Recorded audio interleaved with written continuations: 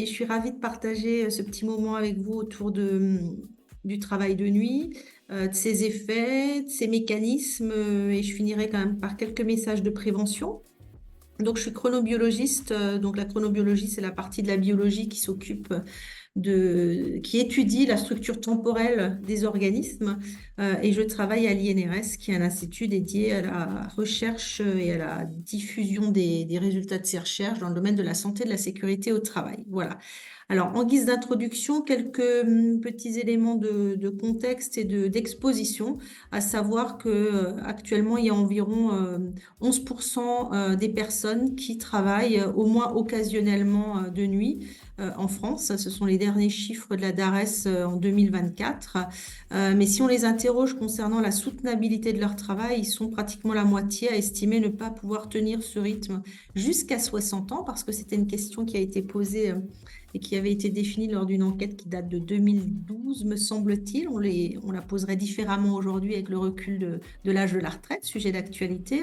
Concernant les horaires atypiques de façon plus large maintenant que le travail de nuit, on a cette fois-ci non plus 11%, mais 45% des salariés et 78% des non-salariés qui sont exposés au moins une fois sur le mois précédent à ce qu'on appelle du travail en horaire atypique. Donc là, on comprend à la fois le travail du soir, le travail du week-end et le travail de nuit, sachant que travailler le samedi est vraiment la modalité atypique la plus courante, toujours selon des chiffres de la DARES.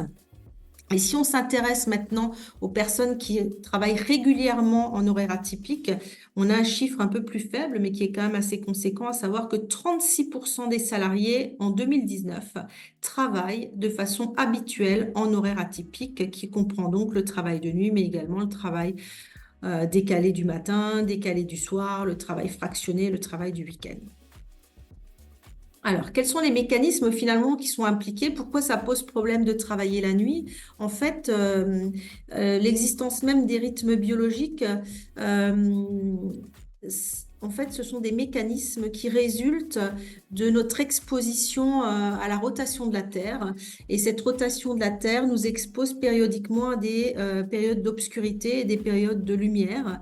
Et pour faire face à cette alternance de lumière et d'obscurité, les individus vivant sur la planète Terre ont mis en place des stratégies d'adaptation. Et parmi ces stratégies d'adaptation, on a ces fameux rythmes biologiques qui vont être très présents dans ma présentation aujourd'hui. Donc, c'est quoi un rythme biologique?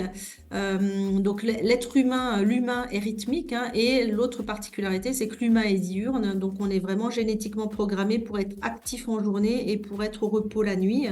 L'être humain est rythmique, ça veut dire que la plupart de nos fonctions biologiques, notre physiologie est organisée en rythme.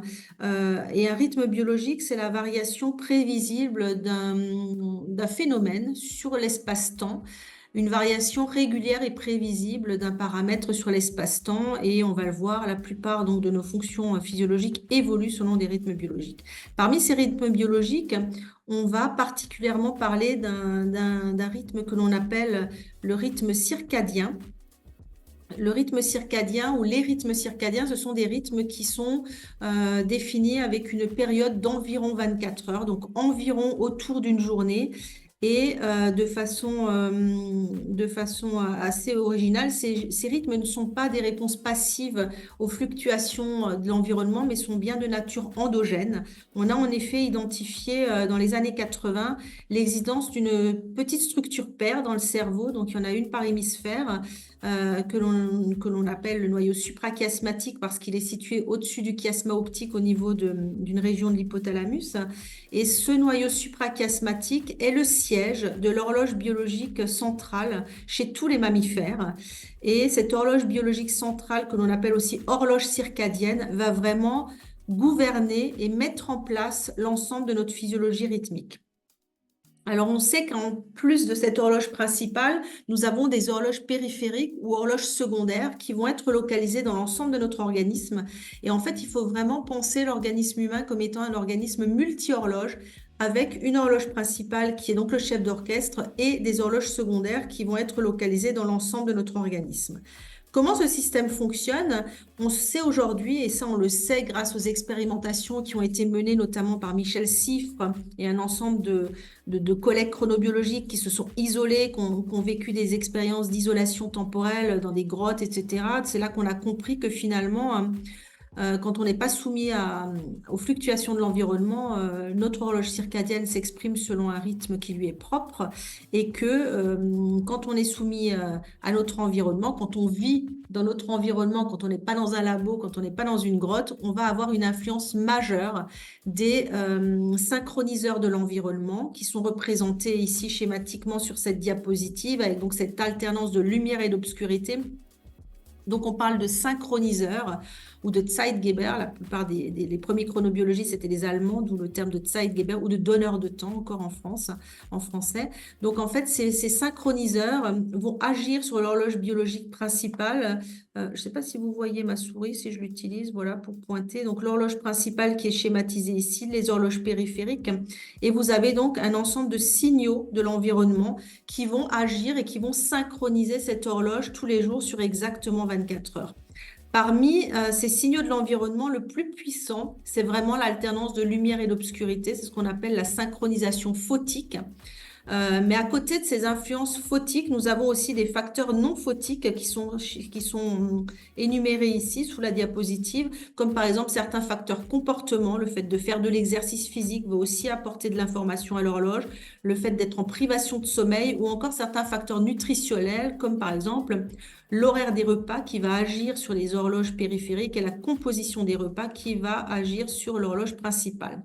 Et l'ensemble de ces synchroniseurs vont donc agir sur nos réseaux d'horloges et vont les synchroniser selon une temporalité, donc 24 heures exactement si on est soumis à notre environnement et soumis à l'alternance lumière-obscurité. Et ça va permettre d'établir ces fameux rythmes biologiques chez l'homme. Donc ici, vous avez représenté à titre d'exemple trois des principaux rythmes biologiques connus et d'influence circadienne majeure, que sont le rythme de mélatonine tout en haut. La mélatonine, c'est une hormone qui est sécrétée exclusivement la nuit, pendant notre période de sommeil, et qui donc permet l'endormissement. C'est vraiment l'hormone associée à l'obscurité et à l'endormissement. Le rythme de température interne, qui est situé ici au milieu de la diapositive, et qui évolue, comme vous le voyez, en opposition de phase par rapport au rythme de mélatonine, et qui, au contraire de la mélatonine, est donc associé le rythme de température à des niveaux très très faibles pendant le sommeil, et le sommeil ne peut survenir que lorsque la température interne chute. Voilà. Et enfin, troisième exemple, le rythme de cortisol qui est représenté ici en jaune. Le cortisol, c'est l'hormone de l'activation, ça fait partie, c'est l'hormone du stress que vous connaissez certainement. Et cette hormone du stress, elle a un rythme très très caractéristique, mais qui me permet vraiment d'expliciter et de vous montrer que la physiologie ne laisse rien au hasard. Cette hormone de l'activation, elle est très très faiblement sécrétée pendant le sommeil et elle a des niveaux qui augmentent pour atteindre un maximum à peu près au moment du réveil, afin justement de fournir l'énergie nécessaire à notre journée, et ces taux restent plus ou moins élevés. En journée, ils sont assez élevés, puis ils baissent justement pour permettre le sommeil la nuit suivante.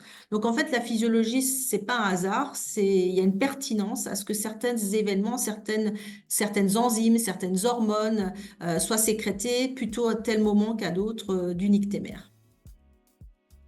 Donc, je vous le disais, synchroniseur principal, le cycle lumière-obscurité. Donc ça, on le sait depuis plusieurs années, mais on a découvert en 2002. Donc 2002, c'est assez récent pour le monde de la recherche. Donc 2002, on a découvert que non seulement le cycle lumière-obscurité était le synchroniseur principal de l'horloge circadienne centrale, mais qu'en plus, pour agir, la lumière utilisait des voies non visuelles spécifiques qui était entièrement dédié non pas à la vision, mais entièrement dédié à la synchronisation du système circadien par la lumière. Autrement dit, nous avons un troisième type de photorécepteur dans notre rétine. On connaît tous les cônes et les bâtonnets. Et bien, depuis 2002, on connaît ce qu'on appelle les cellules ganglionnaires à mélanopsine, qui sont donc des photorécepteurs qui vont être impliqués, non pas dans la vision, mais qui sont exclusivement réservés à la synchronisation du système circadien par la lumière.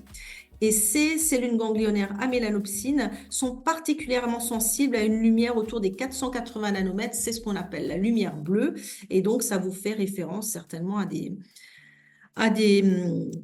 choses que vous avez dû entendre parce que c'est souvent publié. Il y a beaucoup d'articles sur ça, sur l'exposition des enfants aux écrans, sur l'exposition à la lumière bleue qui est nocive et qui retarde l'endormissement, etc., etc.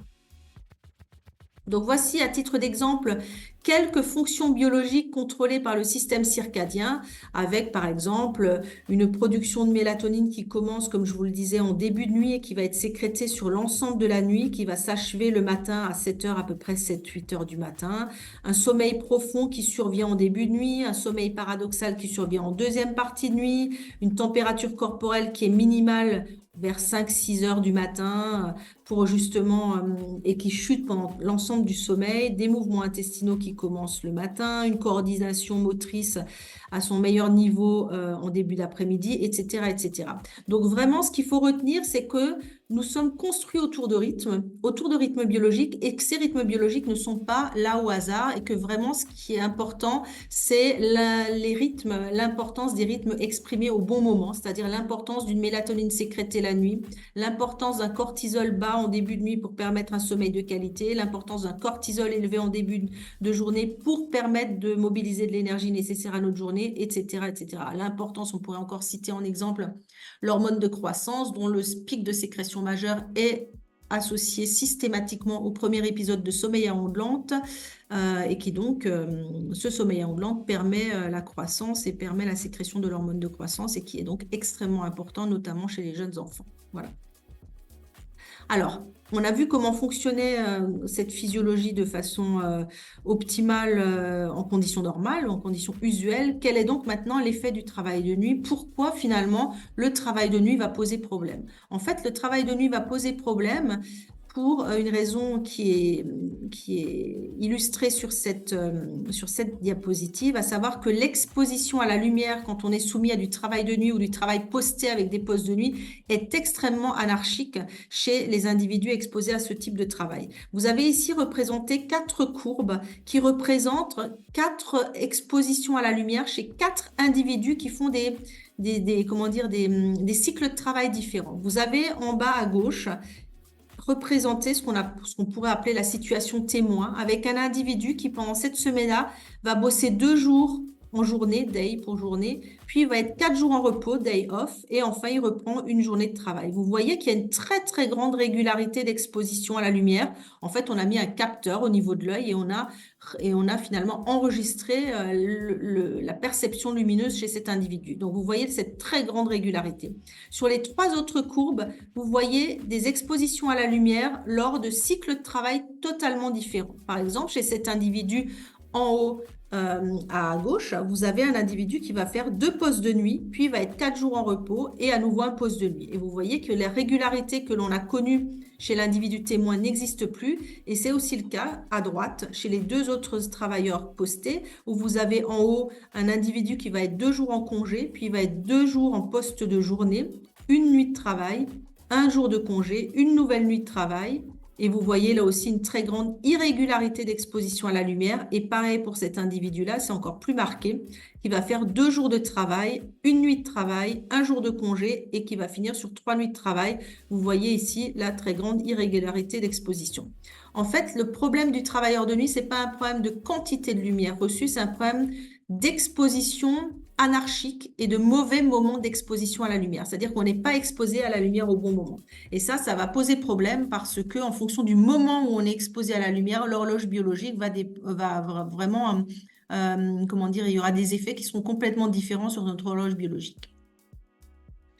Donc, ce qui se passe quand on travaille la nuit, c'est ce qui est imagé sur ce schéma, à savoir qu'il va y avoir un conflit entre les informations qui vont parvenir à l'horloge principale, les informations environnementales, que ce soit en termes d'exposition à la lumière, que ce soit en termes de repas, de moment des repas, de composition des repas. Donc, un premier conflit entre ces synchroniseurs et l'horloge circadienne principale, et un deuxième conflit qui va se situer entre les informations que va transférer l'horloge principale aux horloges périphériques.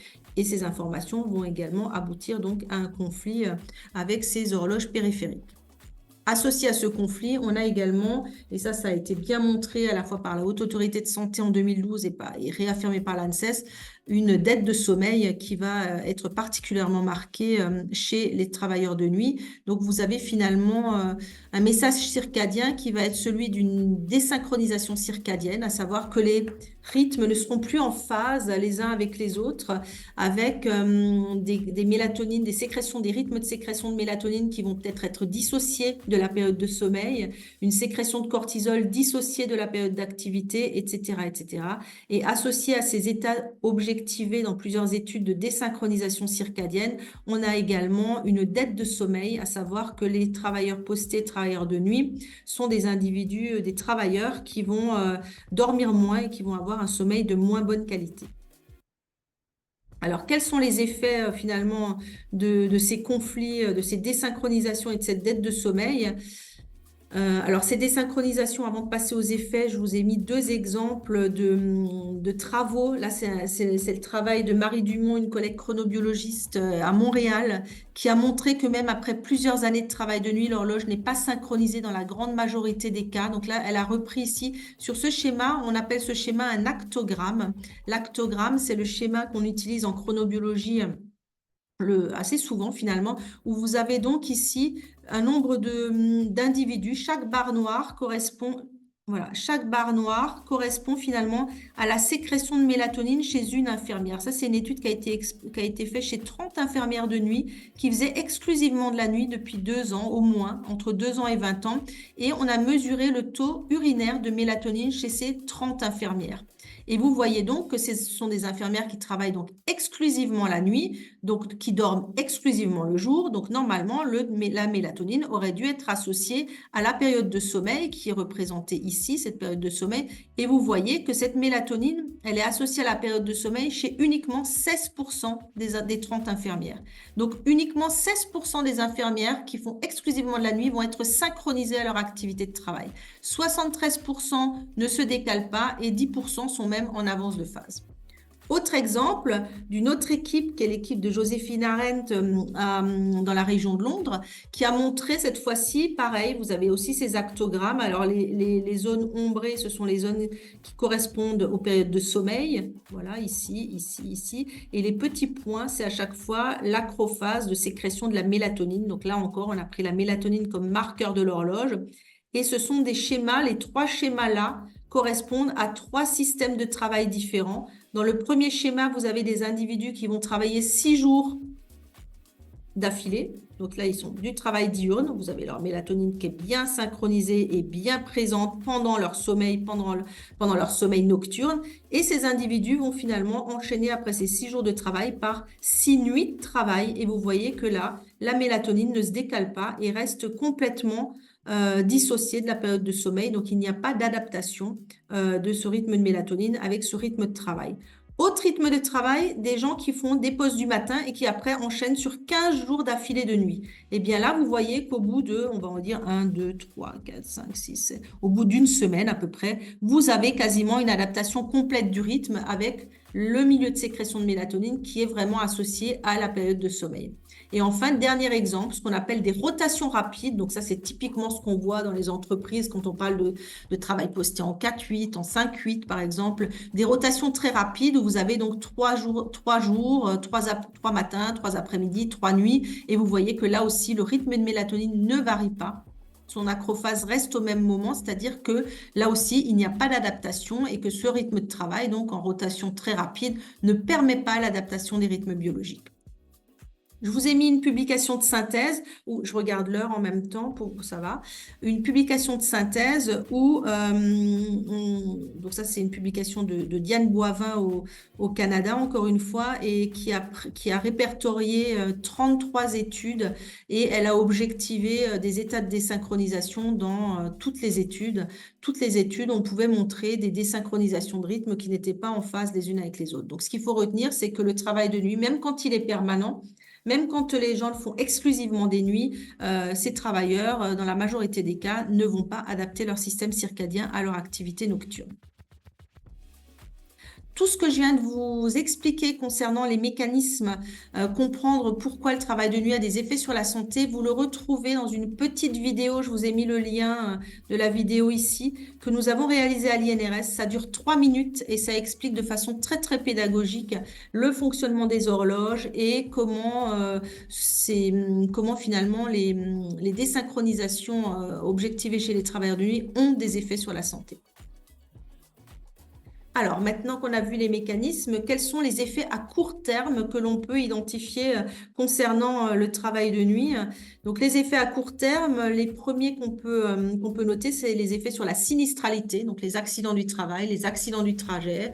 Donc, la fréquence et la gravité des accidents de travail et des accidents de trajet sont augmentés. Ça, on l'a vraiment réaffirmé dans l'expertise ANSES sur le travail de nuit que vous connaissez certainement et qui a été publiée en 2016. Autre fait important, horaires et catastrophes industrielles. Toutes ces grosses catastrophes industrielles que vous connaissez ont toutes eu lieu la nuit et ont toutes été attribuées, au moins en partie, à des dysfonctionnements cognitifs liés à des problèmes de vigilance, d'hypovigilance pendant la nuit de travail. Autre étude, je vous ai mis 2-3 études qui ont finalement exploré les effets du travail de nuit, du travail posté sur la sinistralité. Donc ça, c'est une revue où il y a une étude qui porte une revue de la littérature sur 14 études et qui montre bien l'effet délétère du travail posté, du travail de nuit sur la sinistralité et qui met en exergue la criticité, l'effet critique, on va dire, les effets critiques, pardon, des postes longs au-delà de 8 heures. Voilà, donc ça c'est beaucoup dans l'actualité. Je crois que je vous ai mis une autre référence où là aussi qui montre aussi que le travail posté, le travail de nuit et la durée des postes sont des facteurs de risque d'accident du travail et que travailler plus de 12 heures va doubler le risque d'accident. Voilà, actuellement c'est très très populaire. Travailler en 12 heures, c'est quelque chose d'extrêmement courant et de très très demandé, de très populaire auprès des salariés et pourtant c'est pas sans risque. Ça, c'est une vieille courbe de l'équipe de Folcar, mais que j'aime beaucoup montrer. C'est effectivement le risque d'accident du travail en fonction du nombre d'heures sur un poste de travail. Et vous voyez bien qu'au bout de la 9e heure, les risques d'accident du travail augmentent considérablement et vont même jusqu'à être doublés pendant la 12e heure de travail. Donc ça, c'est des études de laboratoire, mais qui sont très très marquantes et qui montrent bien que finalement ce risque augmente assez graduellement en fonction du nombre d'heures que l'on passe sur un poste de travail. Accident de la route, j'ai trouvé ça instructif, je le projette assez souvent parce que pour la première fois, pour un accident de la route, l'effet de la vigilance et du travail était évoqué. Donc ça, c'est vraiment un article dans la presse quotidienne, hein, donc, où vraiment il titrait pas de vitesse excessive, pas d'alcool, pas de stupéfiants, même pas un téléphone, juste la fatigue, celle qui s'infiltre après une journée de travail trop longue.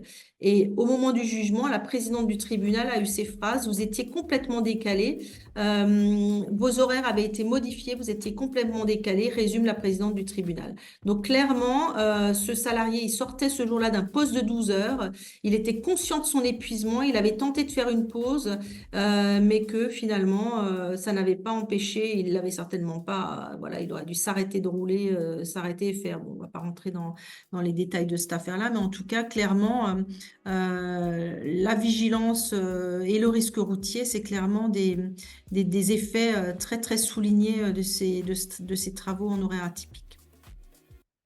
Des effets sur la performance, avec là aussi des études qui montrent que les erreurs médicales sont plus fréquentes en poste de nuit et en poste long, au-delà de 12 heures, que 42% pardon, des erreurs ont lieu pendant le poste de nuit. Là aussi, c'est une étude chez des professionnels de santé dans un hôpital. Voilà, donc là aussi, sinistralité, accident du travail, mais erreurs erreurs auprès des patients, c'est aussi des choses qui sont beaucoup étudiées et qui ont vraiment été montrées comme étant en lien et qui sont défavorablement affectées par le travail en horaire atypique. Et enfin, privation de sommeil et performance avec cette vieille étude, mais qui est toujours d'actualité et qui questionne toujours, à savoir que c'est une étude de laboratoire qui a réussi à montrer qu'une dette de sommeil entraînait un risque accidentel équivalent à celui de l'alcool, avec donc une étude de labo avec des tests sur ordinateur qui a montré que 18 heures d'éveil, ça correspond à des performances sous une alcoolémie de 0,5 g par litre et que 24 heures d'éveil, ça correspond à des performances sous alcoolémie de 1 gramme litre d'alcool. Donc clairement, voilà, ça doit interroger, ça doit interroger par rapport à certains rythmes et certains systèmes d'astreinte et de garde qu'on voit encore dans les hôpitaux. Voilà, c'est pas anodin. Le sommeil et la privation de sommeil a de réels impacts sur la performance. Alors, quels effets à long terme? Alors, ces effets à long terme ont été réaffirmés par l'ANSES dans cette expertise collective publiée en 2016. Donc, expertise collective qui a fait le point sur les principaux effets sanitaires du sommeil, du travail post-travail de nuit. Et donc, on a exploré les effets sur le sommeil, la somnolence et les performances cognitives, la santé psychique, les troubles métaboliques, les pathologies cardiovasculaires et le cancer. Je reviendrai sur les effets sur le cancer juste dans quelques diapositives. Donc, on a classé à l'ANSES les effets en trois types d'effets, effets avérés, effets probables et effets possibles. En effet avéré, ça veut dire qu'on a vraiment énormément d'études et de preuves épidémiologiques chez l'homme. Donc, l'ANSES a classé en effet avéré le travail posté et ses effets sur la qualité et la quantité de sommeil, sur la somnolence et sur le risque de syndrome métabolique. Les effets probables, ce sont des effets sur les performances cognitives, sur la santé psychique, dépression et anxiété notamment, sur le risque d'obésité et de surpoids, sur le risque de diabète de type 2, sur le risque de maladie coronarienne et sur le risque de cancer. Et enfin, des effets possibles sur les anomalies de certains lipides sanguins et sur les risques d'hypertension artérielle et d'accidents vasculaires cérébraux. Des effets également sur la vie sociale et familiale avec une limitation de la vie sociale, des déséquilibres dans le fonctionnement familial et une diminution de la qualité des relations parents-enfants qui a été soulignée dans cette expertise. Alors, on m'a demandé de faire un petit focus sur le lien entre travail posté, travail de nuit et cancer. Voilà, donc je vous ai mis quelques études très très récentes. Voilà, il y en a beaucoup qui sont publiées. Je vous les ai pas toutes mis. Sachez que le travail de nuit a été pour la première fois classé comme un probable cancérogène par le CIRC. Le CIRC, c'est le Centre international de recherche sur le cancer, qui est une émanation de l'OMS et qui, en 2007, a classé le travail posté, le travail de nuit comme étant probablement cancérigène. Et ce qui est important, c'est ce que je vous ai mis ici en rouge, c'est qu'il ne s'est pas contenté de dire shift work, travail posté avec nuit est probablement cancérogène, mais vraiment, il a pointé le mécanisme, le CIRC a pointé le mécanisme en disant le travail posté qui implique une désynchronisation circadienne, circadian disruption, est probablement cancérigène chez l'homme. Donc, il a pointé le mécanisme à l'origine. Donc, ce sont bien ces désynchronisations circadiennes qui sont potentiellement responsables des effets cancérigènes du travail posté, travail de nuit. Le CIRC a actualisé sa classification en 2019. Il a réaffirmé cette classification en cancérigène probable, en groupe 2A, mais il l'a étendu à 3 localisations de cancer. Le cancer du sein, comme dans son alerte de 2007, mais également le cancer de la prostate et le cancer du côlon et du rectum. Il a étendu également le type de travailleurs étudiés. Il a étudié plusieurs secteurs d'activité, alors que dans sa première alerte, il y avait 8 études. La première alerte de 2007 du CIRC, il y avait 8 études qui ont été retenues seulement. C'est très, très peu. Et c'était des études chez des hôtesses de l'air et chez des infirmières. Là, il y a beaucoup plus d'études qui ont été retenues pour la classification de 2019.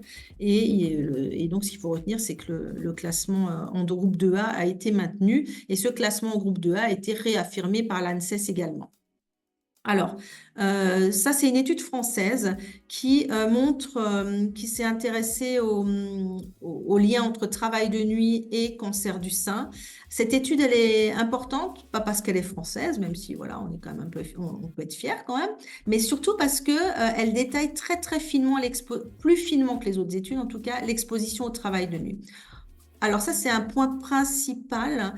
qu'on n'a pas encore évoqué, à savoir qu'actuellement dans les études, la caractérisation de l'exposition au travail de nuit est souvent assez mal faite, c'est-à-dire qu'on manque de détails. Souvent, dans les études, sur des grandes cohortes, on a simplement exposé, non exposé. Est-ce que vous avez travaillé de nuit, oui, ou ou non, je n'ai pas travaillé de nuit. Mais ça, c'est pas suffisant pour comprendre quels sont les mécanismes impliqués, pour mettre en place des stratégies de prévention. Donc, ce qu'il nous faudrait, c'est vraiment savoir combien de nuits consécutives par semaine, quels étaient les horaires de travail, quel était le sens de rotation. Et c'est ce qu'on appelle la caractérisation de l'exposition au travail de nuit. Et celle-là, elle est souvent très, très mal faite.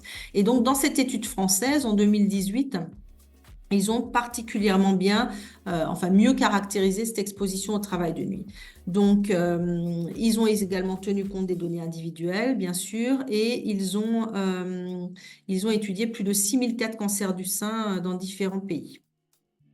Et ce que révèle cette étude, c'est qu'effectivement, il y a un surrisque, 12% de risque en plus quand on fait du travail de nuit versus jamais de travail de nuit. Ils ont également montré que ce risque il pouvait être augmenté selon certains rythmes de travail. Par exemple, plus de 3 nuits par semaine, vous avez un autre ratio à 1,8, donc qui est augmenté.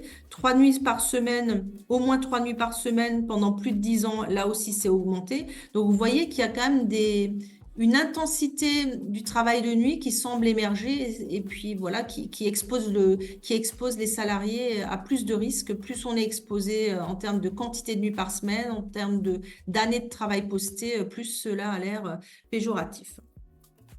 Une étude de l'INRS en français, je vous ai mis ici la référence pour que si ça vous intéresse, vous puissiez la télécharger. Toutes les publications de l'INRS sont téléchargeables gratuitement sur le site de l'INRS.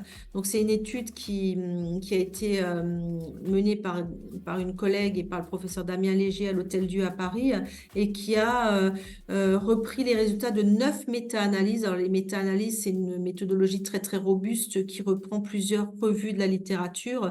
Donc, c'est extrêmement puissant. Et là, ils ont montré que le surrisque de cancer du sein associé au travail de nuit variait entre plus 5% et plus 48%. Vous voyez quand même le grand intervalle et la grande variabilité des effets selon les études, selon le type de travail de nuit étudié. Donc, tout ça, c'est bien précisé dans un tableau. Je vous ai mis ici à titre d'exemple comment se représente ce tableau. Mais en tout cas, selon les études, on a des risques qui vont de 5% à 48%.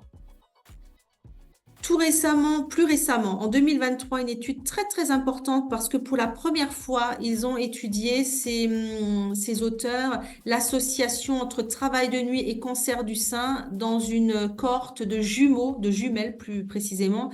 Donc une étude qui portait sur plus de 5700 jumelles. Donc là, c'est important parce qu'on peut contrôler certains facteurs de confusion familiaux. Ils ont observé plus de 407 cas de cancer du sein et ils ont pu montrer que les femmes qui travaillaient la nuit avaient un risque plus élevé de développer un cancer du sein par rapport à celles qui travaillaient de jour et donc indépendamment des facteurs génétiques. Donc ça, c'est une étude qui est importante, qui est bien faite. Et enfin, tout récemment, une Umbrella Review. Donc ça, c'est encore plus puissant qu'une méta-analyse. C'est vraiment ce qu'il y a de plus puissant en termes d'études, de revue de la littérature, on va dire, où là, ils ont analysé plus de 1500 publications avec une augmentation du risque de cancer du sein global en moyenne de 14%. Mais vous voyez effectivement qu'ils ont aussi analysé les liens entre d'autres facteurs, notamment des facteurs individuels avec un âge supérieur à 40 ans qui là aussi va augmenter la probabilité d'avoir un cancer du sein, des antécédents de cancer du sein dans la famille qui l'augmentent considérablement aussi, le surpoids aussi, etc. Voilà. Mais bon, il y a des choses sur lesquelles on peut agir. Sur l'âge, on ne va pas pouvoir agir. Par contre, sur le fait d'être en surpoids, on va pouvoir agir. Sur le fait de faire du travail de nuit ou pas, souvent, en tout cas, même si on ne peut pas le supprimer dans certains secteurs, je pense notamment au secteur sanitaire et social, on peut tenter de l'aménager pour qu'il ait le moins d'effets, notamment sur ces désynchronisations circadiennes. Je l'aborderai rapidement en fin de présentation. Voici les 5 mécanismes suspectés pour faire le lien entre cancer et travail de nuit. Le premier, c'est un mécanisme lié à ces désynchronisations circadiennes, mécanisme qui a été pointé par l'alerte du cirque. Le deuxième, c'est un mécanisme lié à la suppression de mélatonine. Le fait d'être exposé à la lumière la nuit, ça supprime ça supprime la sécrétion de mélatonine. Or, la mélatonine a des effets anti-cancer, notamment des effets sur les œstrogènes. C'est une hormone qu'on appelle euh, oncoprotectrice. Donc, quand elle est supprimée, elle ne remplit plus ce rôle.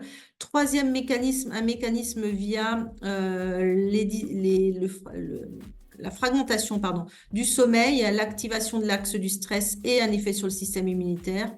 Un mécanisme via des habitudes de vie qui sont un peu plus péjoratives chez les gens qui sont soumis aux horaires atypiques avec une diète, des prises alimentaires plus irrégulières, avec un exercice physique souvent un peu moins d'exercice physique, avec des consommations d'alcool un peu supérieures, des gens qui fument un peu plus. Enfin, ces comportements de santé ont été décrits et peuvent avoir également une influence. Et enfin, un dernier mécanisme via une moindre exposition à la lumière au soleil et donc une réduction de la synthèse en vitamine D qui, elle aussi, a des effets anti-cancer.